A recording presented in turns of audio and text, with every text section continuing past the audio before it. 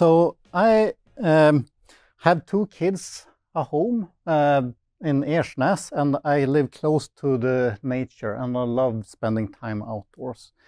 And I really love the environment we have here.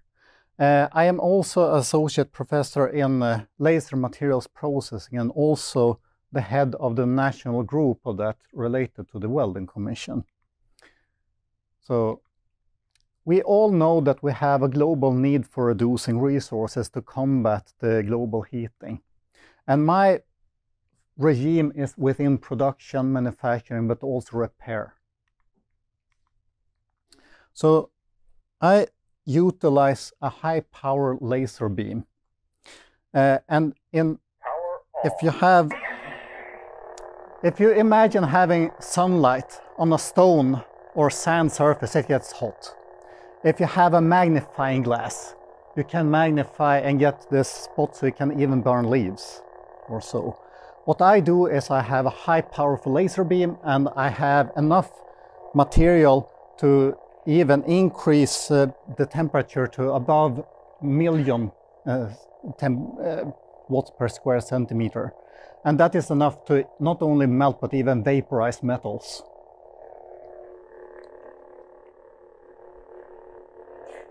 I use this as a high precision tool for welding, cutting, surface treatment, additive manufacturing, and surface treatment for repair work.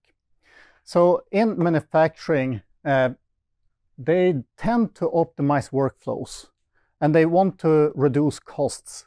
But I have been developing methods for many years. Some are implemented, but some are not. And it's really infuriating when you see that your really good solutions are not used. And we have some kind of traditional way of decision-making in industry. Like, you need to somehow feel safe when employing new techniques. So I want to be able to help industries become more resource effective by developing new technologies in different fields. So one way to do that is by introducing handheld laser welding. So this is my childhood friend Therese, that was a florist, became a welder, and she was the first in Sweden to ever use this system. And with this you can increase productivity 2 to 20 times, reduce resources spent similar degree. You don't get as many fumes, it's more ergonomic, it's easier to use, which is good for equality and all of these things, and self-health and such.